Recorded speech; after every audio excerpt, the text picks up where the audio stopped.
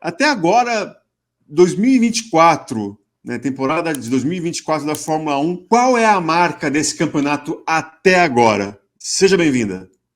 Muito obrigada, é sempre um prazer conversar com você. Olha, eu acho que a marca, Guri, desse campeonato é a imprevisibilidade, porque por mais que a gente tentasse, né, nos anos anteriores, você vai se guiando um pouco pelo que tem demonstrado os pilotos e principalmente pelo que tem demonstrado de avanço em termos de desenvolvimento de carro, de aerodinâmica e tudo, das equipes. Então, é natural que, né, que aquela coisa continue, porque a equipe tem mais grana, porque ela pode parar mais, se ela está tranquila, ela para no meio do campeonato anterior para já começar a preparar o campeonato do ano seguinte, o carro do ano seguinte. Então, foi muito essas voltas e revoltas técnicas que dão a Fórmula 1, de repente pegam a gente de surpresa, são uma delícia, e aí a gente começa a ver também como reage cada piloto, né, a isso tudo.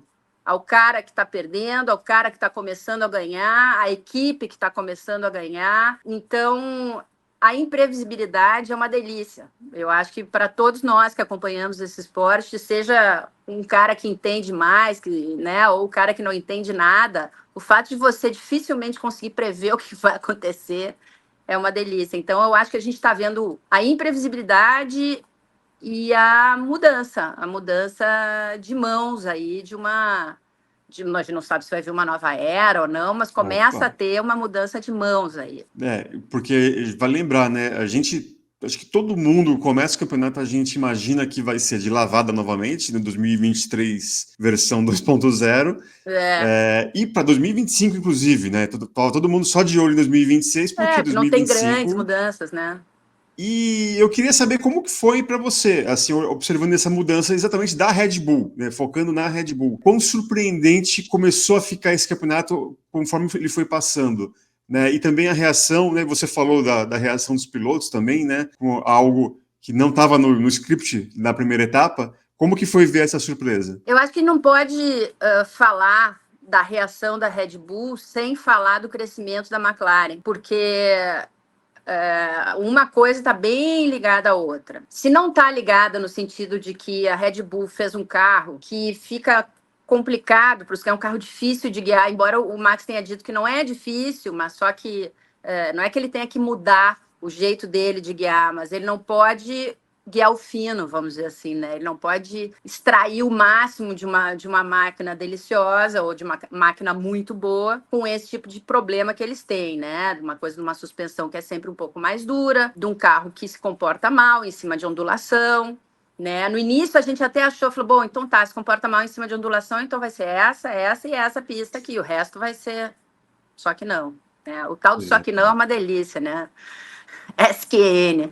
E então você vê assim uma Red Bull que já não faz aquele carro que vai sair nadando de braçada lá na frente, que está tudo maravilhoso, tudo funcionando.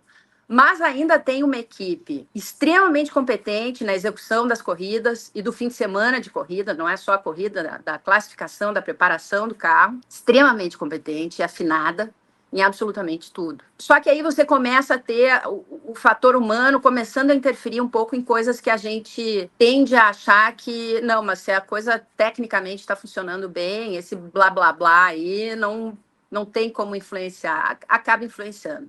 Porque daí você tem uma cisão dentro da equipe vencedora, né, dos Verstappen e Helmut Marko do lado austríaco da Red Bull e do Christian Horner com o tailandês, que é o sócio majoritário, mas não é quem manda de fato ali no dia a dia na equipe. E aí você começa a ter a equipe que está ganhando muito, tem muita gente grande, muito cachorro grande. Alguma hora eles já começam a se estranhar nas decisões, né? Você acha que isso está interferindo na pista? Eu acho, cara, que assim, todo piloto, e o Max já disse isso, quer um ambiente calmo para poder trabalhar. Ele quer um ambiente em que ele possa ter tranquilidade de pensar, tranquilidade de trocar informação, tranquilidade de saber que essa informação vai ser levada tão a sério quanto ele quer e que, sabe, não pode, eu acho que no momento em que você começa a suspeitar um pouco que as pessoas não estão fazendo o que você acha que tem que ser feito, que foi o que demonstrou ele no rádio, na hora que ele disse assim, as pessoas precisam acordar, né? No rádio ele fala isso, eu não me lembro exatamente qual corrida. As pessoas precisam acordar. Quando você começa a ter esse tipo de relação, eu acho que acaba interferindo de uma forma ou de outra. Não é porque a equipe está com, vamos dizer assim, humanas dentro, que não vai influenciar, acaba influenciando, né? A gente só pensar, você aí, com a sua equipe, ou a quem está nos assistindo que tem que trabalhar um pouquinho em equipe. Uma coisa é quando você funciona, você tem a certeza que está tudo limpo, os caminhos de comunicação, está tudo certo. E outra coisa, quando começa a ter muita... Então, eu acho que isso é um fator complicador, mas não é decisivo, né? Começa a ser... incomoda, porque daí começa a ter gente falando coisas de um lado, gente falando coisas do outro, você tendo que responder esse tipo de questionamento logo depois da corrida, depois da classificação. Então, quer dizer, o carro já não está do jeito que você quer, você fica bravo. Aí quando você fica bravo num ambiente tranquilo, está tudo certo, é uma coisa. Quando você fica bravo num ambiente que não está tranquilo, aí todo mundo começa a perguntar, mas vem cá, você está de acordo com seu pai ou você não está de acordo com seu pai? Porque o pai dele é muito vocal. Mas até hoje, o Max conseguiu se distanciar do que o pai fala de uma maneira muito, vamos dizer assim, muito tranquila e clara. Eu não necessariamente penso igual ao meu pai, embora eu o apoie e ame, né? Então, ele sempre conseguiu manter, assim, uma certa distância disso. Mas aí, quando a coisa começou a apertar, ele começou a dizer, não, pô, eu entendo meu pai, né? Na Áustria, ia ter a corrida. Isso é uma coisa que nada tem a ver com a corrida em si. Sim, sim. Mas começa a dar um ambiente meio ruim. E aí a equipe daí já não conta mais com o Adrian Newey. O Adrian Newey sai. Dizem que antes o contrato dele tinha uma ligação com o contrato do Christian Horner.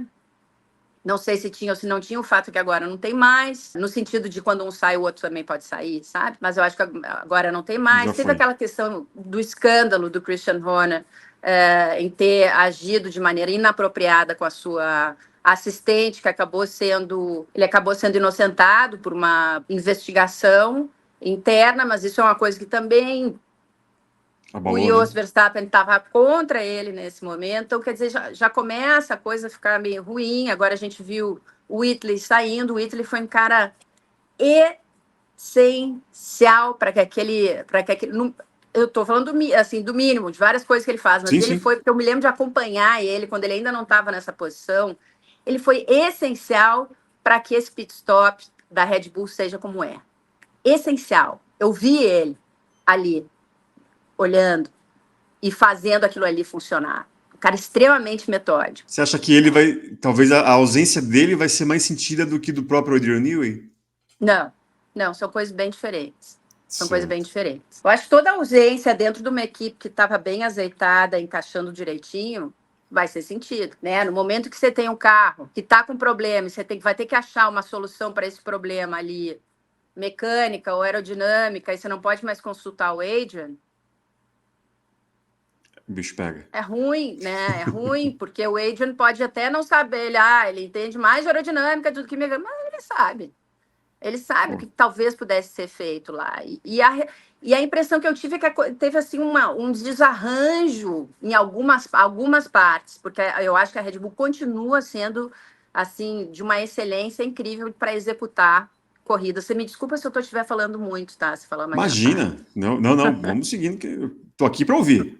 Mas quando não é que o cara sai e tá tudo ótimo, tá tudo bem. Ficou um tempão que a gente não sabia muito bem se ele tinha saído, não tinha saído, que ele tá com uniforme, não tá com uniforme. Ele veio para Mônaco e num dia ele usa uniforme, no outro dia ele não usa. Aí ele vem pro grid com um caderninho. Aí eu estava esperando para entrevistar o Christian Horner e eu falei, mas fora do microfone, eu falei, mas afinal o Adrian tá trabalhando ou não? Aí ele fez assim. O Horner, no caso. E então na época eu falei, mas era para saber, né? Ou então não queria ele sabia, mas não queria levantar a questão, enfim. Então acho que isso tudo muda um pouco, né? Não quer dizer que não possa se ajeitar, mas não deixa um ambiente muito tranquilo de trabalho, né? Isso é perceptível para todo mundo ali no paddock? Tipo, se percebe um clima de tensão coletiva? né? Como o ambiente realmente fica mais alvoroçado? Eu estou aqui pensando enquanto você está falando, tá? É difícil você tirar da cabeça o que você já sabe quando você vai olhar alguma coisa. Perfeito. Então, assim, a gente tenta, como repórter, ser o mais objetivo e menos opinativo no sentido de, olha ali, o cara não quis sentar um do lado do outro, claro, que é óbvio, eu sei que os caras não se dão. Então, você tem que olhar Tem para uma a coisa distância. de uma maneira muito objetiva, né? Não sentou, vamos ver se tinha outra cadeira, de repente não tinha outra cadeira, por isso que ele sentou ali. Não sair interpretando antes da coisa acontecer de fato. Eu acho que não está um clima super tranquilo, porque não está, porque é meio óbvio, a gente tem essa equipe meio dividida aí, né? Ainda que você vê eles conversando e tal. Entre os mecânicos, eu acho que está normal. A equipe do front ali, eu fico bastante com eles ali, conheço alguns. Por enquanto está tudo certo, não tem nenhum problema. O que tem às vezes entre mecânicos, quando você começa a ver assim, quando os mecânicos não estão bem, é porque daí a coisa já escancarou total, né? E normalmente isso acontece ou quando você tem uma equipe muito dividida entre dois pilotos que estão ali disputando a mesma posição, e aí tem o lado de lá da garagem, o lado de cá da garagem, né? Embora às vezes se ajudem e tal, mas acaba ficando eu sou o fulano, eu sou o fulano. Ou quando os caras não estão sendo pagos, como aconteceu lá na Force India, né? Lembra que os caras passaram um tempão sem. Enfim. Então ali a equipe em si está funcionando bem. Eu estou vendo funcionando bem. Mas, claro, é o que eu te disse, é difícil você tirar da sua cabeça o que você já sabe. Então, você chega e fala, aí agora eu já sei que a gente já sabe como jornalista, então tá, eu posso falar com esse e juntar ali para conversar com o outro, conversar os dois ali num cafezinho ao mesmo tempo. Não, já sabe que se eu conversar com esse, eu não posso conversar com aquele na mesma hora, vou ter que conversar depois, sabe? Tem a situação assim. E aí você vê os caras querendo arrumar o que dá para arrumar, porque a gente está. Eles têm limitações, né, de teto orçamentário, não dá mais para mudar o carro totalmente, que dá para ver o que dá para fazer com o que temos, né? E aí acertar as coisas que talvez tenham que acertar ali em termos de funcionamento da equipe, que eu acho que está bem ainda, sabe? Embora, né, o Max tenha reclamado muito da estratégia ali e tal, eu acho que foi uma escolha difícil, acho que não foi uma coisa muito clara, eu acho que a estratégia ainda está funcionando direitinho, assim, mas você concorda comigo quando você está com um ambiente assim. Oh, nada dá certo, tudo vira um problema. Não é que às vezes nada dá certo, mas Dá assim, certo, mas a fica sua pesado. decisão tem sempre mais reverberação do que uma decisão num ambiente que está todo mundo falando a mesma língua, né?